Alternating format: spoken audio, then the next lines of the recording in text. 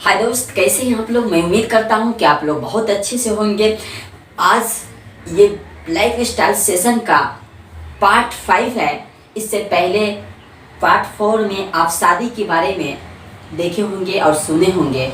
आज का जो वीडियो का विषय है कि घर में जब बहू आ जाए तो कौन सा चीज़ ऐसा होता है जो घर में मोहब्बत और घर में बरकत रहमत शुरू हो जाता है। अब कौन ऐसा चीज़ जब होता है जिसके वजह से घर में लड़ाई और झगड़ा शुरू हो जाते हैं। चलिए इस वीडियो में मैं बताने वाला हूँ। वीडियो में अगर आप नए हैं यूट्यूब चैनल पे अगर देख रहे हैं, आप नए हैं तो चैनल को सब्सक्राइब कर लेंगे। अगर आप फेसबुक पेज पर हैं तो फॉलो ज़रूर कर लेंगे। दोस्तों चलिए वीडियो को शुरुआत करते हैं। मेरे भाइयों, जब आप घर में जब बहू आते हैं और तो उसमें 3 लोगों का रोल होता है, अपना अपना उसको हकूक़ होता है। तो ये तीनों आदमी कौन कौन है? पहला उसका सास, दूसरा उसका बेटा और वो बहू जिस बेटे का बीवी है। ये 3 लोगों का अपना अपना हकूक़ है। सबसे पहले मैं सास के बारे में बताना चाहूँगा। जो सास होती है तो जैसे नए नए लड़का को शादी होकर आया तो बगल के कुछ पड़ोसी वो नए नए जो सास बनी है उसको जाके क्या बोलते हैं कि ए देंगे नेपाल वाली कि नए नए शादी होकर बहू आई है, ऐसा तुम मत कर देना, मोहब्बत ज़्यादा मत देना, उसको डांट डपेट कर रखना, उसको हुथिया कर रखना, उसके साथ में थोड़ा दबाव में रखना ताकि वो डर के रहेगी, सर पे मत चढ़ा लेना। ऐसे कुछ औरत होती है पड़ोसी के जो नए नए सास जो बेचारी होती है उसको सिखलाती है। तो मेरे वो नए नई जो सास बनी है उस सासू माँ को मैं बताना चाहूँगा कि ऐ नए नए सास, आपका ये तरीका गलत हो जाएगा। क्योंकि ऐसा नहीं है कि आपको कोई डांटे, आपको कोई थप्पड़िया है थप्पड़ मारे, आप उधर से उम्मीद करेंगे मुझे तो प्यार मिलेगा, मुस्कुराहट मिलेगा। ऐसा होगा नहीं। आप प्यार बांट देंगे तो प्यार पाएंगे, मुस्कुराहट देंगे तो उधर से भी मुस्कुराहट की उम्मीद रख सकते हैं। और डांटने का डांटेंगे आप बार बार तो उधर से क्या उम्मीद रखेंगे? उधर से भी वो आपको डांट ही उम्मीद रखेंगे ना। तो आपका काम है, वो घर के आप गार्जियन हैं और आपको यहाँ पे उस चीज़ को निभाना है तो प्यार देना है। अगर बहू को रोटी बनाने नहीं आती है तो उस रोटी बनाने का तरीका आप प्यार से सिखा दे। सब्जी बनाने नहीं आती है तो सिखला दे। ऐसा नहीं आप उसको ताना दे कि माँ ने नहीं सिखाया है, तुम्हारे घर की सोसाइटी सही नहीं है, उसको घर के लोग ताना नहीं दे, आप सिखा दे, प्यार दे। और एक चीज़ को आप ख्याल जरूर कर दें कि आपको जो बेटी है और सास, आपको जो बेटी है वो बेटी भी जैसे वो बहू अगर आप सही लाइन सेलेक्ट करके अब बहू का सिस्टम सही चल रहा है, उसको घर में मोहब्बत मिलना शुरू हो गया तो वो जो ननद बनती है ना, वो ननद को जलन शुरू हो जाती है, तकलीफ शुरू हो जाती है। और बहू को कुछ न कुछ छोटी छोटी बातों में वो अपने भाभी बोल सकते हैं, भाभी को उसको फंसाने के शुरू कर देती है और लड़ाई झगड़ा को ये मैटर शुरू कर देते हैं। तो आप अपना बेटी को भी समझाएं, आप अपना बेटी को भी डिसिप्लिन अगर अच्छा रहेगा तो आपका जो बेटी जहाँ जाएगी वो रिश्ता जो लेकर आएगी ना, आपको बेटी को सेलेक्ट करेगी। ऐसा नहीं झगड़ेलू और इस मिजाज में बना देंगे ना कि अपने भाभी के पीछे पड़ने वाली, तो समझ जाइए कि आपका बेटी का भी जिंदगी खुद अपने बर्बाद कर रही है। उस बहू को कुछ असर नहीं होने वाला, कुछ फर्क नहीं पड़ने वाला है, उसी का घर है। तो आप अपना बेटी को भी संभाल लें और आप अपने बहू के साथ मोहब्बत बांटेंगे, उसको हर बातों को आप सिखा देंगे तो आपको वो बहू आपके प्यार में रहेंगे। उसके बाद में जब सास का जब रोल खत्म हो जाता है, अच्छा निभा गया, अपने बेटी को भी संभाल लिया, अब आया मियाँ बीवी। तो मियाँ बीवी उस बहू का जो आए हैं, अगर अब बहू को आप अच्छा सिलेक्ट करें तो बहू कभी उसको पता है कि इस घर में मेरा क्या रोल है अपने। तो उस बहू को मैं एक चीज़ मैं बताना चाहूँगा, गलती से आप उस घर में पड़ गए हैं जो सास भी खराब है और ननद भी खराब है।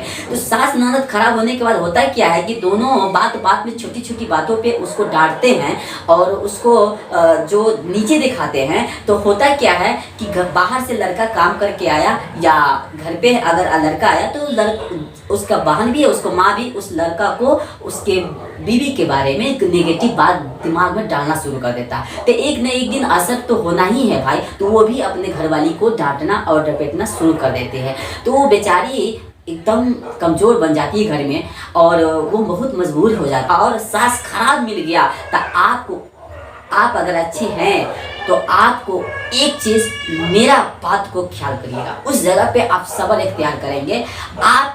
आप अपना कदम डगमगाएंगे नहीं। उधर से अगर डांट भी आ रहा है तब भी आप मुस्कुरा के आप लोगों जो भी फर्ज है आपका, सास का सेवा करना, घर का जो काम करना, आप अपना काम करते रहिए। आप हमेशा चेहरा पे मुस्कुराहट रखिए, आप सबको खुश करने की कोशिश करते रहिए अपना तरफ से। उधर से ना भी हो, लेकिन एक दिन क्या होगा, ये सूर में सूर मिलेगा, क्योंकि जो बोते हैं वही पार काटते हैं। एक न एक दिन उधर से भी आपको प्यार मिलना शुरू हो जाएगा। वो ननद जो आपके है वो अपने घर जाएगी ही, और सास को भी पता चल जाएगा एक दिन कि मेरे बहू सही है, और एक दिन हकीकत आपका सबर का मालूम चल जाएगा कि नहीं, मेरा बीवी ठीक सही जगह पे थी, तो सबसे ज़्यादा इज्जत आपको मिलेगा। तो ये आपको वहाँ पे सब्र करना है। और औरत के दिल कमज़ोर होती है, वो जल्दी घबरा जाती है। घबरानी ये मत, 1 साल क्यों न लगे, 2 साल क्यों न लगे, वो आपका उस घर में इज्जत मिलेगा ही। आप प्यार बांटते रहिए। उसके बाद में आप, अब क्या होता है जब मियाँ बीवी में कभी कभी छोटी छोटी बातों पे लड़ाई शुरू हो जाता है। दोस्तों ये वीडियो थोड़ा सा अगर लंबा हो जाए तो भी आप देखें, क्योंकि इसमें थोड़ा सा और भी कवर में करूँ कि मियाँ बीवी के भी छोटी छोटी बातों पे लड़ाई शुरू हो जाते हैं। तो छोटी बात क्या होता है भाई, नए पहला 1.25 महीना तो ऐसा मोहब्बत था, लग रहा था कि भाई लैला मजनू से भी ज़्यादा मोहब्बत दिखा रहे थे। तो उसी मैं तो दुआ करता हूँ कि पहला 1.25 महीना जो मोहब्बत आप दोनों में था, तो ये मोहब्बत जीवन भर रहे। लेकिन ऐसा क्या करें, 2-3-6 महीना के बाद में वो टकमक मियाँ बीवी में डगमग होने शुरू हो जाता है। बस छोटी छोटी बात, वो बात क्या है मैं बताना चाहूँगा। वो बात ये होती है, दरअसल घर में वो बहू का जो सामान घर में आए हुए रहते हैं, तो ये लड़का छोटी छोटी बातों पे ताना दे देते हैं कि तुम्हारा बेड में ये कमी है, तुम्हारा अलमीरा में ये कमी है, तो ये चीज़ हमको नहीं मिला, ये चीज़ मिला तो लेकिन कमज़ोर है। तो अगर नेगेटिव निकालना शुरू कर देते हैं, तो एक बात बताइए, किसी घर के सामान वो अपने घर में लाए हुए हैं और उसको आप गलती निकालना शुरू कर देंगे, तो उस आपके बीवी के दिल में क्या बीतेगा, तकलीफ होगा ना। तो ये तकलीफ होगा तो मोहब्बत में कमी होगा, यही से शुरुआत होता है। इस तरह से कभी कभी वो औरत की दिल कमज़ोर होता है, वो भी अगर थोड़ा उधर से भी बोलना शुरू कर देता है और इधर से भी बोलना शुरू हो जाता है, ये बात धीरे धीरे दरअसल बहुत बड़ा हो जाता है। और इसी बात के कारण मियाँ बीवी में अंदरूनी लड़ाई शुरू हो जाते हैं। और बाद में ऐसा होता है कि लोगों को भी पता चल जाता है, उसके घर में भी पता चल जाता है, उसके ससुराल में भी पता चलता है कि दोनों को लड़ाई हो रहा है। तो मेरे भाइयों, आपको मैं बताना चाहूँगा, आप अपने ससुराल के जो सामान आए हुआ है उसमें आप कमी ना निकालें। उसमें जो मिला वो अल्लाह का शुक्र अदा कीजिए, और उसको उस जगह पे आप उनको तारीफ़ करें। थोड़ा आप तारीफ़ करें कि हाँ ये ठीक, अच्छा है, ये अच्छा है, क्योंकि औरत को तारीफ़ पसंद है। हाँ, यहाँ पे मैं बताना चाहूँगा कि तारीफ़ चापलूसी वाले नहीं होने चाहिए। उदाहरण के तौर पे कोई काला आदमी है, उसको आप कहेंगे वाह क्या आप गोरे लग रहे हैं, तो ये तारीफ़ चापलूसी हो गया, ये तारीफ़ नहीं है। तारीफ़ सच्ची होनी चाहिए कि जो उस औरत के अंदर, आपकी बीवी के अंदर कोई चीज़ अच्छाई तो कुछ भी होगा, उसके बार बार में बातों में उस बात को आप आगे पहले ले आए कि तुम्हारे अंदर ये चीज़ बहुत अच्छा है, तुम्हारे अंदर ये चीज़ बहुत अच्छा है। तो आप ये तारीफ क्या होगा, आपको ऐसा मोहब्बत देगी वो औरत ना, समझ जाइए कि आपकी बीवी लैला क्या मुस्लिम क्या मोहब्बत किया, उससे ज़्यादा बढ़ के आपके घर में मोहब्बत होगा, एक सुकून अलग मिलेगा। और तो आप बीवी का भी हक है कि अपने शौहर को बादशाह समझे, तभी तो आप मालिका रहेंगे। तो आप कुछ औरत ये कमियां कर देती हैं, कुछ बीवी ये कमियां कर देती हैं कि अपने शौहर को छोटी छोटी बातों पे कमी निकालते नहीं। आप भी वो अपने शौहर को तारीफ करें, ये दोनों तरफ से होगा। और तब देखिए आपके घर में क्या माहौल होगा, क्या खुशी होगा, क्योंकि ये डिसिप्लिन अगर शुरू से आपको मिला हुआ है तो उम्मीद करता हूँ कि आप लोग अच्छे से निभाएंगे। और एक चीज़ और मैं आगे बताता चाहूँ कि लाइफ स्टाइल सेशन चल रहा है कि आप दोनों का मोहब्बत जब बना रहेगा तभी जाके आपके जो बच्चे होंगे, जब आप डिलीवरी पीरियड में होंगे, तो उस दौरान होता है क्या है कि जब माँ डिलीवरी पीरियड में होती है तो उस दौरान मियाँ बीवी अगर लड़ाई झगड़ा शुरू करती है तो औरत के जो मिजाज जो बनता है ना, उस बच्चे के ऊपर असर करता है। तो औरत पेट से है, उम्मीद से है, और उस दौरान औरत वो बीवी चोरी चोरी करे, जुबान से गंदे गंदी अल्फाज निकाले, झगड़ेलू बने, तो वो मिजाज वो चीज़ का असर आपके बच्चे के ऊपर जाने वाले हैं। इसलिए आप खास तौर पर हमल में आप रहें तो उस दौरान आपका जो सही काम है, अगर आप मुस्लिम घर से आते हैं तो नमाज और कुरान और ज़्यादा से ज़्यादा पढ़ें, और उसके बाद में आप नमाज का पाबंदी करो, कुरान शरीफ ज़्यादा पढ़िए और हमेशा जुबान पे दरूद शरीफ पढ़ते रहें, आपका बच्चा अच्छा होगा।